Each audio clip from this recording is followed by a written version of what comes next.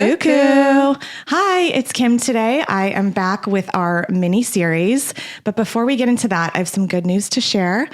Isabel had her baby, so we're very, very happy for her. So she posted yesterday on Instagram, but she's doing really well and her baby is healthy and beautiful. So we are excited for her. And we are here today. This is kicking off our mini series, which is how I ended up in France. So we'll be doing about a 5-episode series of this. And I'm very happy today to have a special guest, Carlie Lawrence, who is here. She is living in France. We got to know each other from tennis, from school, from different groups. So really excited to have her. She is Australian, but has also lived in the US. And she is going to be sharing our mini series is going to be about basically people telling their stories of how they ended up here, what prompted them to make the move, some of the challenges they faced, some funny stories, and kind of giving also some advice to those who are potentially looking to make the move or just visiting France in general. So with that, I'm going to turn it over to Carlie and have her tell us a little about herself. Thank you, Kim. Sometimes I also wonder to myself, how did I end up here? So I will help unpack that for myself today. Great. Some therapy. Perfect. Exactly. So I am Australian. I was born in Australia and I lived there until my 20s. And then since then have lived abroad. So I'm not quite in my 20s anymore.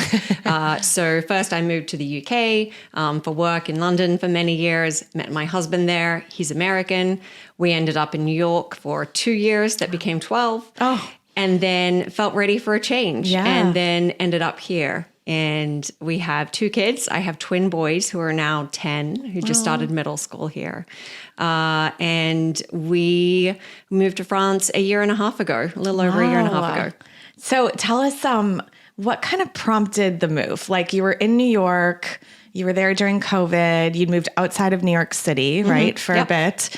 And then tell me, what were some of the factors that you and your husband might have been discussing that were like, hey, you know, what could be kind of fun or interesting? Or was it like, let's blow up our lives and do something dramatically different? Tell us a little bit about the story that led you here. Yeah, I think the thing that precipitated it was I had been working in tech for a long time, working for one of the very large tech companies that has a large e-commerce business and a notoriously intense working culture. And through one of the big rounds of layoffs a couple of years ago, I was laid off. Yeah. Which I was kind of excited about. It was the first time in my adult career over 20 years that I had been through one of those rounds and was lucky enough to be forced to reevaluate where I was at in life. Sometimes that's a gift. Like people don't realize, you know, I have a lot of younger women I mentor and they're like, oh my gosh, I got laid off. And I'm like, things happen for a reason. And honestly, I don't know one person that has been laid off and hasn't come out better on the other side. Really. I don't know if you agree with that, but really think it's true. Yeah. You certainly don't come out better immediately. No. It's a rough road for a bit. And I was secretly hoping, manifesting, and I was in the fortunate position of I had been in that company for a long time. Okay. And they were layoffs where, they were doing the right thing by their employees when you were laid off, and longer tenure was, a positive factor there. So I was laid off, and then that sparked a whole bunch of conversations. I pretty quickly started, looking at what my next career move might be. And I had some really great opportunities come my way and got really close on a couple of them. And at the same time, as someone who is not a US citizen, but had lived there at that point for over 10 years. Oh, wow. I had moved to Obama's America and I found myself, I feel like there was a lot of change in the US for sure. culturally in that 10 years. And I had school-aged children and news of gun violence in schools it just really hit me very deeply, especially having grown up in Australia, which is quite well known for, Safety. The one time there was a mass shooting, guns were made illegal. Yes. And so I was having this sense that I don't know whether I want to stay in the United States. Interesting. My husband's American, but he actually never really wanted to move back there from London. He had wanted to stay in Europe. Oh, interesting. But life happened. Yeah. 10 years later, we were both, doing things that were satisfying career-wise. Yeah. We'd had kids. Yeah. They were very settled. They loved their life there. But like I said, layoff. Then I was like, you know what? I think we'd never, we'd said, let's move to the US for a couple of years. We were there for 10. Okay. And so we started thinking through, what do we want in life? Yeah. And I think, we're very conscious of people saying, oh, when I retire, I have this dream. And he and I had always joked, and we still kind of joke about this. Our retirement dream business would be based in France. And this is coming off the basis of having never lived in France, speaking no French, but loving cheese. Yeah. And our business was going to be, I Know the Cheesemaker. And we just dreamt that our retirement post-kids would be spent taking clients around the French countryside making cheesemakers. Now, we have no qualifications for this, but that had always been our joke that we would do like after the hard slog. Wow. But my point here is we were like, we're not ready to, financially ready to like retire. Of course. But there has to be more to life than this. Yeah, totally. And the financial reality for us of life in the US was that we needed 2 incomes and 2 working parents. Yeah. And yet I was deeply, deeply burnt out. Yeah. And I would come across these work opportunities and offers, and there's something inside you. I couldn't. Yeah. And so how we actually ended up in France is shortly after my layoff, we were on a skiing vacation in France as a family. Okay.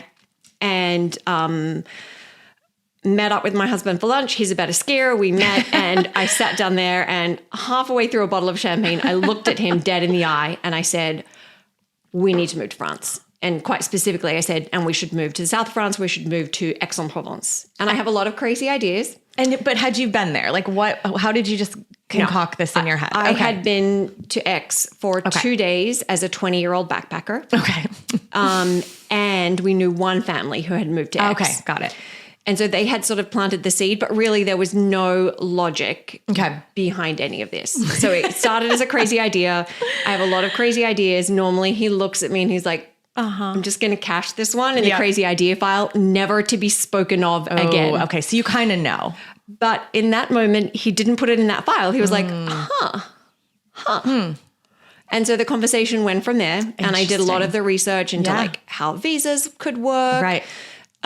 We had some good conversations about what we wanted out of a move and what our priorities were. So having both lived in London and spent a lot of time, traveling around Europe then, we had a bit of a feel for culturally where it felt like somewhere we could feel at home. He speaks Spanish. I don't. So I don't know. Spain might have been on the cards. Yeah. Italy might have been on the Totally. cards. By the way, this comes from a total place of privilege, right? Oh yeah, of course. To be like, where should we move? Right. France. No, I agree. Yes. But I think because I am a little bit of an anxious, impatient person, moving somewhere that has a more deeply ingrained siesta culture, would have been hard for you. Portugal, Spain, Italy, I know would have been hard for me. I have a friend who lived in Italy and sort of talked about some of the challenges of the rigidity of like the government turns the heating on in November on a certain date. Too bad if you're cold before then, like heating is controlled by the government. Yeah. And knowing that France has, of Southern Europe, probably, I think, the best infrastructure. Yeah, like agree. the faster rail system. Just, there is things run relatively smoothly. Yes. Maybe not quite like Germany, Switzerland smoothly, but for Southern Europe, smoothly. Very smooth. Yeah. And so as a bit of an overthinker, these were some of the things that I thought about. I don't think it's overthinking. My husband and I had the same conversations. Like I had studied abroad in Spain. He had studied abroad in Italy. So we both kind of had some Italian, some Spanish. And we said, but France seems to be the most like kind of pulled together in some ways. And I know that sounds bad, but like the work ethic, the like, we wanted our kids to like see that, you know, people still like worked really hard here and that there was like a culture of like efficiency and, you know, obviously you and I can talk about whether all of that is true. I mean, once you actually live here, there's some differences, but I think I think that's a conversation that especially if you're sort of a American, like, I don't know, you called yourself an overthinker, but, or just someone who's like used to sort of working. Things working. Yes. Yeah. I can see how that could prompt a move for sure.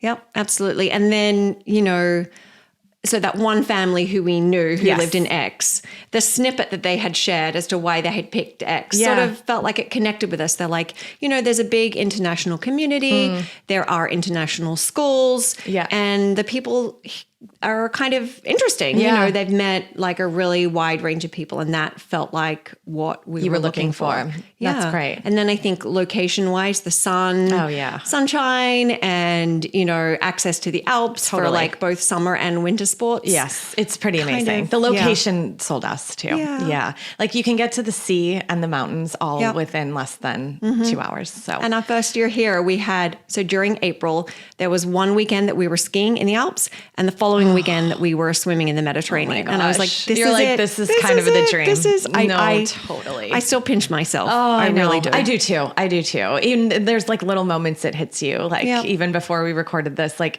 just even running around here, it's just so pretty, you know, it's very lovely. So tell us now, okay, you decided you were going to make the move. Did you then take your children as a family and visit here first? Or were you like, nope, we're going to do this, and then kind of did everything from New York to figure out life here? That sounds sensible. It really did not go that smoothly. Okay. So we decided we were going to move from where we were living. Okay. So we had been in Manhattan. We were fortunate enough to both keep doing our Manhattan jobs remotely from outside of the city, where we had a big house and lots of space to run around, and our kids were in paradise, and they had a really great community at school, and we had never ever talked about moving anywhere else. And they were really, really settled. And how old were they at the time? They were 7, 8 at that time that we started having these conversations. And so we decided we were going to sell our house. So we put the house on the market. Okay. And then we didn't time the conversation with our kids about this life change very well. How it happened was we knew that they were putting the for sale sign up the following day. So before bedtime. Oh, no. We were under time pressure. And we said to them, and there were a lot of feelings. I'm sure. At that point, we didn't know where we were moving. So I definitely would not recommend doing it that way. Okay, got it. So take notes. So after we got beyond that, then yes, we tried to do as much logistically before coming. Like, really, I like a spreadsheet. Okay. And I like to think through every circumstance that might come up. Wow. Yeah, it's a lot. And also I've moved countries many times. So both my husband and I didn't mention we'd also lived in Tokyo. Oh, that's right. So I'd moved from Australia to Tokyo, to London, to New York. And so I think I was able to see around a few corners of the kinds of things we would need to think about, like visas obviously, what work, tax. Yes. We had the whole additional factor of education for our children. Yes. There's obviously housing. Yes. You know, I even got deep on driving licenses. Because that was so smart. Well, having gone from Australia to New York, I had to do a driving test in my 30s to get my driving license. Yes, because it's the other side of the road. Oh, I didn't realize in the UK, they just like Australia, UK have an agreement. You go, you hand it in, they give you one. But I had the embarrassing experience of driving through a stop sign, 38 weeks pregnant with twins in the US. No. And so I didn't want to repeat that. Okay. So I was wondering why you were so ahead of this, because I was very impressed. Past trauma. Okay. Past trauma. Okay. That makes sense. Yeah. So we did a lot of planning just to make some of the stuff that I get stressed about as smooth as I could before getting here. Were you glad you did that? Yes. Okay. So that is like a check. Definitely do that. Yes. Yeah. I would say we weren't quite as prepared as that. Like, for example, we could have done a driver's license exchange. So there's a thing in France. There's how many states? 17. Oh, 17. Okay. 17 states where if you move from those specific states in the US, you can directly exchange and get a French driver's license. Yes. We weren't living in one of those, but we had connections in one of those states that we could have made this happen. Of course we didn't. We get past the year point and we're like, oh no. So we're both studying for the French driver's test, which is, I would say, very intense. Yes. And most people I know people who are literally French and have failed. And have failed multiple times. Yeah. And that's expensive because you have to pay for a certain number of driving lessons before you can even take the test. Yes. And I knew my level of French. I just didn't want to deal with that. No. So, I'm in it right now, and let me just say it's not easy or fun. So that would be another word of wisdom. Yes. Like, look up these states. If you can exchange, if you're moving from the US, go for it and do it. But it has to be done within 1 year. No, you have to get a license from that state before your visa in France begins. Correct. Yes. And so we were. Let's not go too much into the legality of this. I was going to say, at this point, how we did that. if you have questions, send us a message on this offline and we will address those. Yes. Okay. So now you guys have your fancy spreadsheet. Yeah. You're all set. Yeah. Take us to like what it was like when you got here. Easy, hard. Were you like, oh, we're in heaven? And also like what your kids were feeling.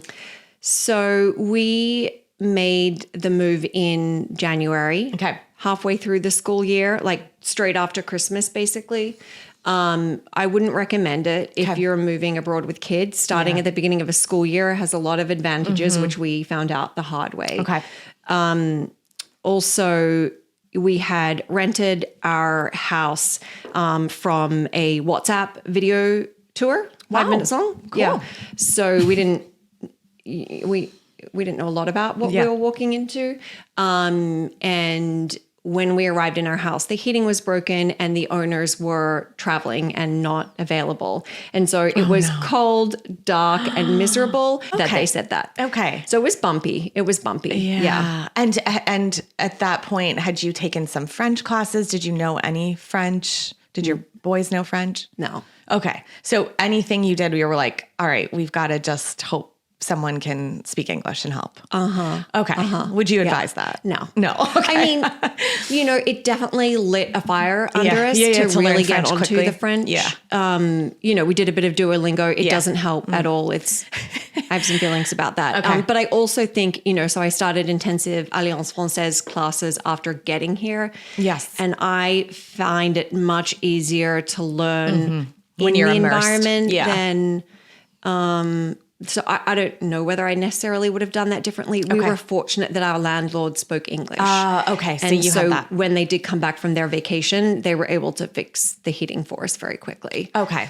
And then what about, it sounds like a really kind of a bit traumatic for the boys, but like fast forward a little bit. Were they then okay? Like how did... The thing that was interesting is they made friends very quickly. Okay. So like the friendship side of integrating into school. And they were like 8 years old. They were 8 years old. Okay. So they were twins. They were 8 years old. They were in elementary school. Within the first week, they were like talking about all the names of the kids they were playing with in the playground. Wow, that's great. Which I was, I see gender differences between boys and girls. I only have boys, but just from friends who have girls. And I think there's something about the way I see boys play. Yeah. Which, they kind of like just jump in and go for it. Yes. And so Friends was easy. What was super challenging was just culturally, school here is so different. Yeah. It's longer days. Yeah. It starts early. We arrived in winter, so they were getting up in the dark, getting on the school bus in the dark. Yeah. Then having these long days where they're expected, I know you and Isabel have talked about this, to sit at a desk all day long and listen. Yeah. In a language they do not speak. So we probably could have done more to psychologically prepare them. And we did, not that we kind of we're ignorant to that. But I think just creating a bit more space for how challenging an experience that's going to be, and how our expectation is just that they make it through the day. Yeah. Because I think they really struggled with the way discipline is managed in schools. You know, they felt, I don't know, it's not warm and fuzzy. Yeah, right? no, it's Which definitely is what they were used to. Yes. So they felt like they were bad kids. Oh, it's And so hard. so that took a lot of like emotional reserves as parents to be there for them through that. For sure. Which is hard because we're also trying to. You're also going through your own thing. We're also going through not Yes. knowing how things work and not being able to open a bank account or get a phone number or all that sort of stuff. So it was a lot. It was a lot. It's a lot at the beginning. And, you know, it's these conversations, like you're trying to prepare yourselves. Like my husband and I were so busy trying to prepare, just like you said, the spreadsheets, but also like emotionally get ourselves to a place that it's not like you forgot about your children, but you're like, oh, they're going to be fine. Yeah. And we actually it was one of the things my husband was really big on, is like, we can't forget, like we are bringing them along on this journey from step one. And our kids were little, like at that time, 4 and 6, but we had a little French party to announce that we were moving and like talked about all the amazing things about France. And we like got them some like little classes, and we had French songs and things. We tried to make this as like a positive family experience, that this was something we were all going to be holding hands together and doing. And I have to say, like, I'm very happy we did that because, and look, there's age differences too. Like, and we should mention this. Like, I think what I've noticed, and you can tell me, Carlie, if you agree, but if you move when the kids are younger ages, like they are much more adaptable. They don't necessarily they're not so like acclimated to their own environment that they feel like this is a huge upheaval. Like in some ways, I mean, think of my 4-year-old, she didn't know any different. She'd been in school and preschool like a year before that, and that's it. And so because we were all like, we're all making this together and we're doing this, they're like, I was more worried than they were. And I would say they did not have the turmoil.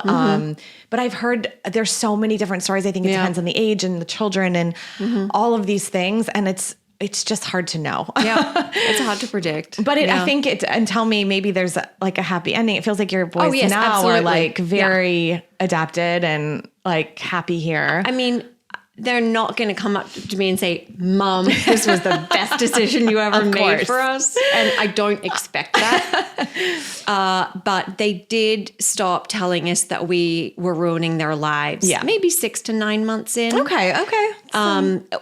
Obviously, it became of course, less. easier and easier. But you're right. I mean, in terms of the age thing, so my kids had been in the same elementary school for 4 years. At that point, they had a group of friends. Right. They were really, really comfortable. Yeah. Part of the reason we moved is we were worried that they were too comfortable. Too comfortable, totally. And it's have good. that resilience in life. For sure. My husband and I had both moved around quite a bit and had been forced to have some of that discomfort. For sure. And as adults are grateful for it. Yeah.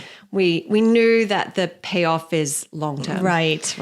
But yeah, I mean, in terms of do they appreciate it? So they've been here a year and a half now. I'm Australian. They're American. They were born in America. That's the only place they've lived. They've traveled extensively, Australia every year. Yeah. They'd been to Europe a bunch.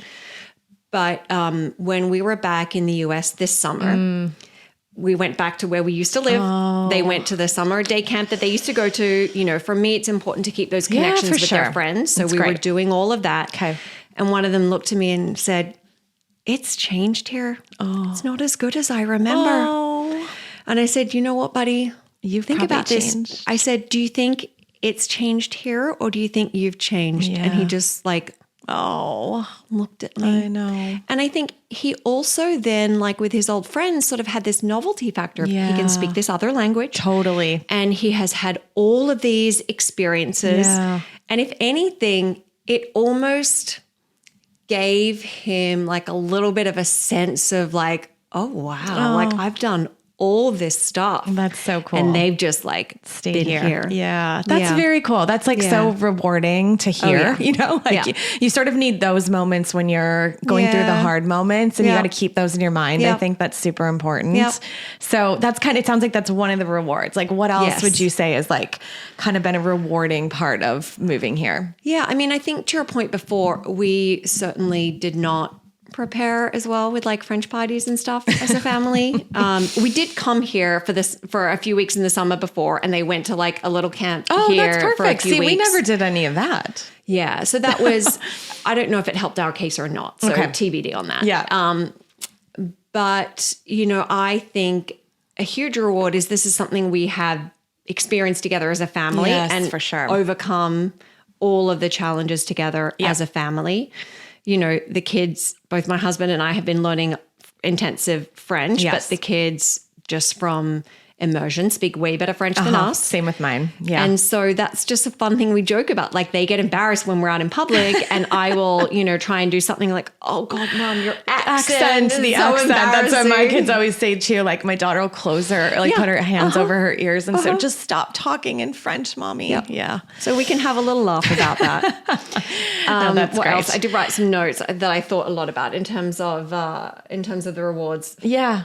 This is so small, but honestly, every time I bite into a baguette, it's just, you know, I just wrote about this, that like little moments that you I never stop taking for granted here. Yeah. Like just walking by the boulangerie, and then there's the new one, Manello's on the corner, that has warm pain au chocolats anytime before 10 a.m. Yes. I can't resist. Yeah. They're just, it is amazing. Like, I don't think it's overhyped. Yeah. Do you agree? No. Okay. I mean, you know, a year and a half in, and the baguettes are still so quite delicious. mind-blowing. Yeah. I agree.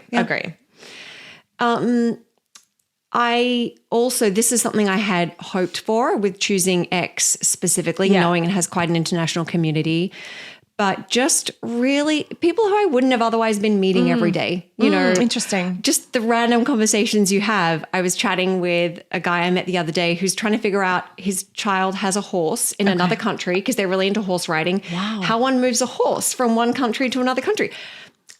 So you would have never had Not that a conversation I would otherwise be having. No. And that's just one example. It's just, you know, I think the people I meet, they always have surprises up their sleeves. Yes.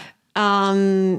You just don't know what your day is going to hold for you when you walk out the front door. Now, invariably, it will hold making some incredibly embarrassing mistakes in French. But I in the last 2 weeks, I was complimented by the dry cleaner on my French, because I've been to the same one, and he has been really mean to me when I haven't been able to pronounce my French phone number in the right way that they pronounce it, like correct 2792. You were saying like 2792. I was saying it by digit, no, not they don't by like that. not by tens, not by tens. And so he remembered me from that embarrassing moment, and he said it to me. And this morning I had to go to my doctor, like my primary care physician, and I did, you know, the first full half of the appointment in French, and she said, "Oh my goodness, your French has gotten so much better." Isn't that such, when you get those little rewards, moments? I know. Because as an adult, you know, I think we spend the first 22 years of our life skill building and learning. Yes. And then we're just expected to do and produce. Yes.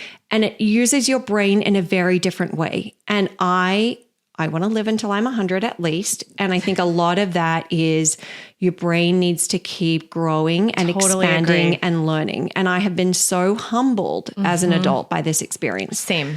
And I think, you know, I speak fluent Japanese. I'd learned it from when I was young. I lived in Japan. I thought I was really good at languages.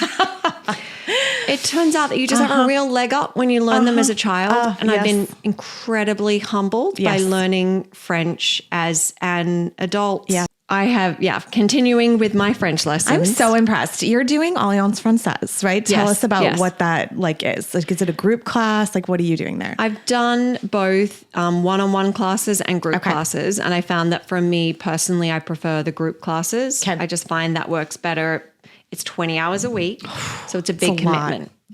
So I go 1 till 5 every day except for Wednesdays are a funky thing here in France. So Wednesdays is 9 till 1. Yes. Okay. You can't really plan your life around it because each week they change the schedule. So you don't quite know when your classes are going to be.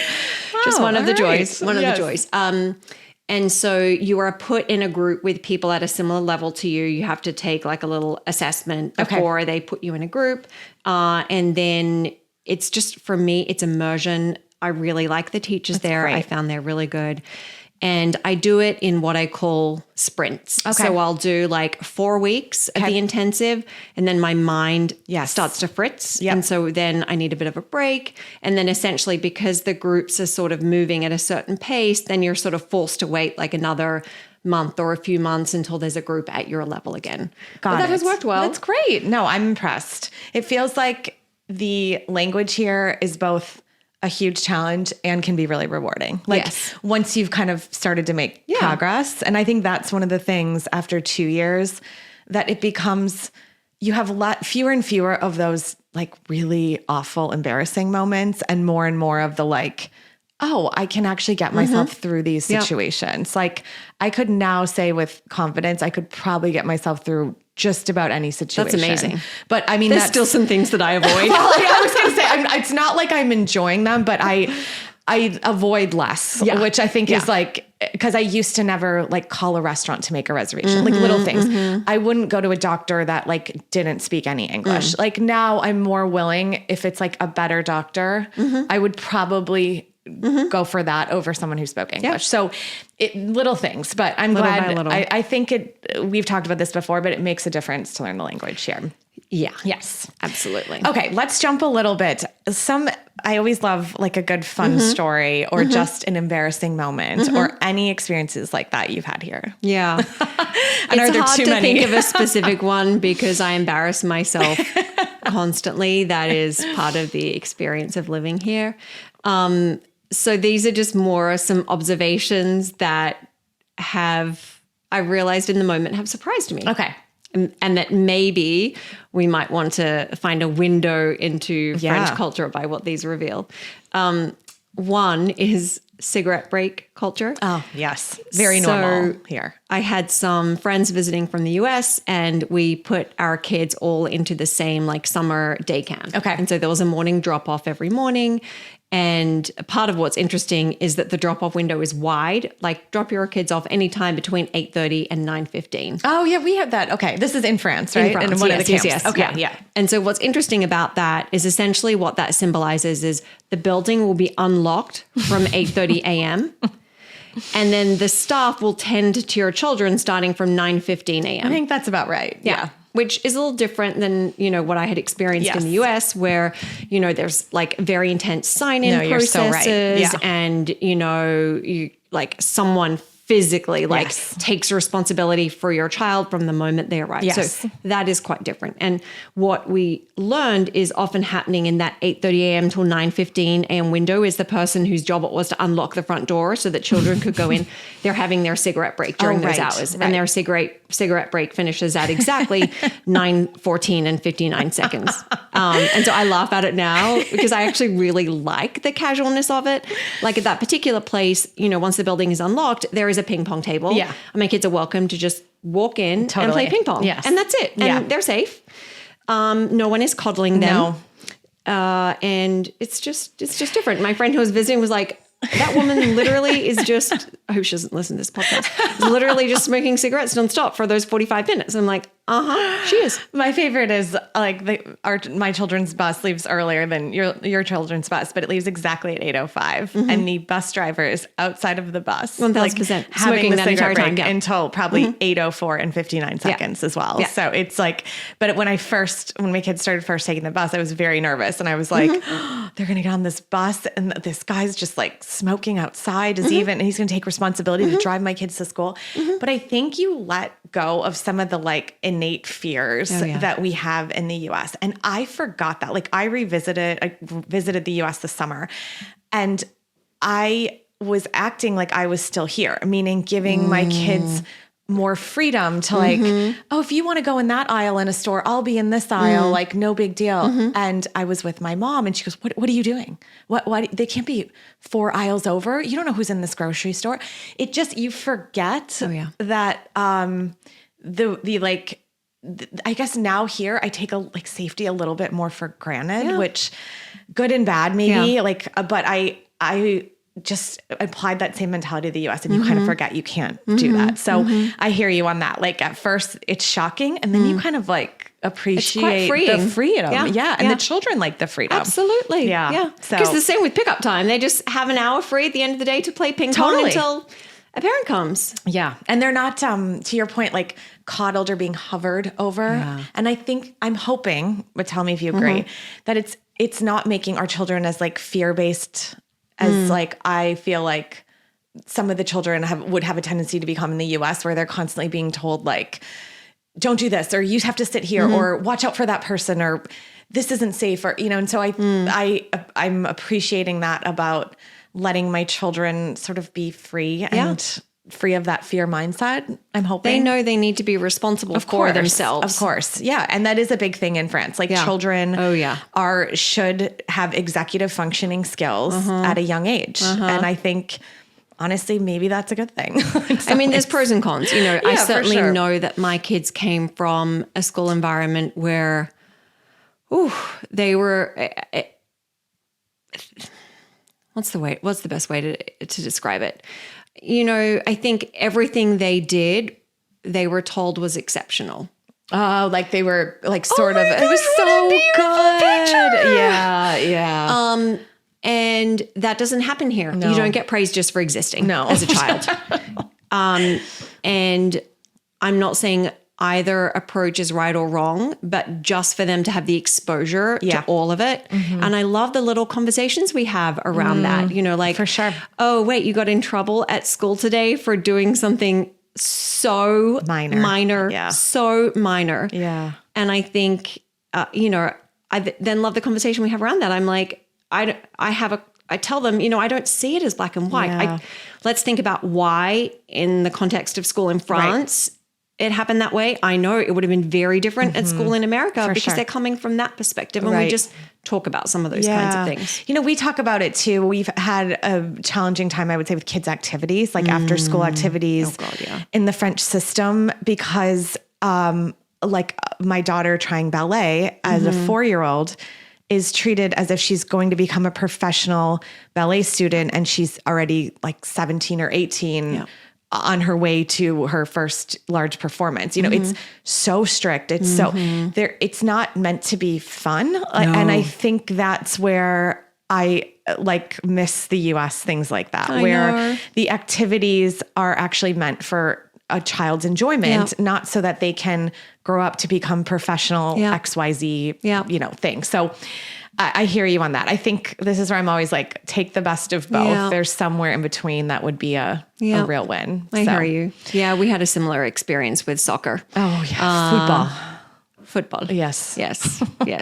We had a similar experience. That's a really tough one here, especially for boys, I think. Where I'm just used to coaches looking like they're enjoying coaching the children. No. And wanting to make it inclusive for the children, regardless of their ability. Yes. Yeah. So, I think one thing, if you're thinking about moving here, like it is different, the activities, like if your child is involved in a lot of things in the US, which is very common in the US to be involved in a lot of activities, I would say now we are like, pick one that you're okay with, that even if you don't love it, that you kind of like, and let's try it. Yeah. So that's a difference for sure. I agree. Okay. One other, and this is a totally random fun story. I joined a gym here. Yes. And I like to be really efficient in my gym workouts. And it's the kind of gym, it has like all the different weight machines. Yes. And I would just want to do like a couple of quick reps there. Yeah. And what I would notice is, someone would go and like claim a weight machine and they'd do their first rep. And then they'd leave their sweaty towel on it. And then they'd like walk around, Water have a break. chat, come back for their second rep, leave their sweaty towel, take another break somewhere else. And you just have to wait. Patiently. Do you find yourself taking deep breaths at the gym? I've changed gyms. Oh, okay. It hasn't entirely fixed the problem, but it's just, because and it's just a different mentality when you're there. You're there to just go at your pace. You don't really have an obligation to move along quickly for the next person who might want to use that machine. It's sort of like you and I play tennis together. And you and I were joking about this last week, that in the US, there is the ball hopper, right? The thing that picks up the balls for you after, there's a million of them out. Efficiently, quickly, so you can get back to the game. Yeah. Here, Carlie and I are literally bending down, placing balls on our rackets, then walking over one by one, dumping them in. I mean, I would say that's a good 30 minutes of our, maybe not that long, but no, I'd say it's like a quarter of the time of our tennis lesson. Yes. And we said at first, this is so inefficient, but now we're like, this is part of the experience here. Like, you're meant to enjoy the sunlight or the moment of being outside and picking up those balls. Catch your breath. And that's a break. Catch your breath. Yes. Yeah. And so I would say lean into those experiences, not fight them, because it's only going to make you frustrated here. So frustrated. You cannot fight them. Don't fight them. They will not change. No, it's not going to change. Okay. So jumping a little bit, let's just pretend you had to make the same, you and your husband are sitting, drinking champagne at the ski resort. Would you make the same decision again? 1000%. Okay. Why? It's funny. On the one hand, I'd say it's been everything I'd hoped it would be and given me everything I wanted. But that kind of underplays maybe some of the challenging moments that I hadn't really predicted. But when I zoom out and just, to your point before about the micro moments, especially the part of France that we live in. I mean, it has such I love Paris and I love being able to go there on a 3-hour train. But living in the South where the sun is always shining. It really makes a difference. It's really, really magical. And, I grew up in Australia, which is also a magical place. For sure. And here you have that amazing sunshine and quality of life, but also the beauty of the architecture and, a very, very old culture. Yeah. And I really do pinch myself. Oh. And I think I didn't really start to have a lot of that feeling until I'd been here for more than a year, I have to say. I feel like the first year was a lot of a lot of embarrassing myself at the dry cleaner and him not cleaning my things because I couldn't, literally, I couldn't leave my things because he wouldn't accept the way I tried to say my phone number.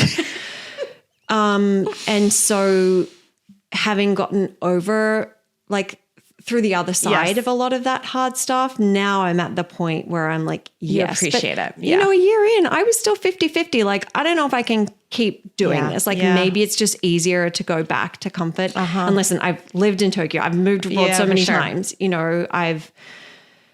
It's not for the faint of heart. No, it's not for the faint of heart. But I would say that 1 year mark makes a difference. Yeah. Yeah. And I think it does. The 2 year mark for me that we just passed in August, also made a difference of where it kind of starts to feel a little more like home versus somewhere you're living for a bit. So those are all good things. Any advice you would have for somebody either looking to move abroad, looking to move to France, looking in general, or just visiting France? What would you say? Yeah, a couple things. One thing that I have observed, and this kind of goes back to coming here for just a year, I've met a lot of people moving here since being here. And I've seen this interesting dynamic where in a couple / in a family, one partner wanted this a lot more than the other. Seen that too. Yes. And it just looks really hard for people on both sides of that. And, it's interesting. I knew that traveling and living abroad was something really important to me. And I just feel, that has been made a lot easier by the fact that, my partner feels the same. For sure. So I think I see a lot of a lot of women who really want this and manage to like get their male spouse, like figure a way to make it work. They're like, yes, we could do this for a year. Then they get here and they really like it and they want to stay. And their partner is like, I never really wanted this. Yeah. It's really hard work-wise. With the hours, if you work for a U.S. company or Australian companies, even worse. So that's a sacrifice I make. We're able to live here and have a nice lifestyle because the lifestyle we're able to have on 2 incomes. Salaries in the U.S. is a lifestyle we can have on 1 salary. Yeah, and so my husband works remotely U.S. hours and he goes back to the U.S. for a week a month. Yeah. And, I have a lot more a lot more of the parenting responsibility than we had because that's a very different dynamic now than what we previously had. So that's, that's a trade-off. So I think my advice would be really have a lot of those concrete conversations about what that would look like, what the day in, day out would look like. What are the trade-offs you would need to make? What things about your family dynamic are going to change? And I think go in with eyes wide open because some of that stuff is like really hard to navigate. And I think I completely agree. And I think we have a lot of couples that we know here where it is that sort of dynamic. And it's only harder when you move here and you're thrown into all the other challenges. Like it's better to have those conversations, I would say, ahead of time of this is what's going to happen. This is what work's going to look like. And look, you're not going to know everything, but as much as you can sort of prepare yourself, I think it matters. Yeah, absolutely. That's a good one. It's a bit like the kind of advice sometimes people get before getting married, right? Like have some of those concrete conversations in advance and like get the ugly out of the way. Don't sort of just like hope for the best. Oh yeah. Or push it under the rug and hope it goes away because it won't. It'll get worse here. Yeah. You really do need the capacity to be there emotionally for your kids as they're going through, again, to your point, depending on the age. Yeah, for sure. But, my kids having really had this feeling of being uprooted from comfort to somewhere that they didn't want to be. They're like, we're here because you want to be here. Be prepared for that, both the emotional attunement and just like, what are your coping strategies? Like, what are your little treats and bribes? Like, hey, if you get through the week, for sure. Like speaking French all week in school, then like we are all going out and you can 100%. Have the biggest ice cream sundae you like every Friday night, even though that might never have been something I would have been comfortable with before. 1,000%. Be okay with like buying them things that you wouldn't normally buy them or more treats than they would normally have. Yep. We did the same thing. Like every time a back to school present because it was like, good job on back to, and we just would have never done that in the Wouldn't US. have been necessary. No. But I've heard that we're not the only parents that do this. Okay. It's very common here. Good. Like I've heard this multiple times now. Glad. So yes. Yeah. Be okay with that. Yep. Seems to work, by the way. Yep. Pack your patience. Yeah. Which, a big one. Coming from New York City, I didn't have very big reserves of that. But, just been thinking about how I cultivate some of that patience. Yes. It's a good thing to learn, actually. Yeah. At this ripe old age. It's a life skill.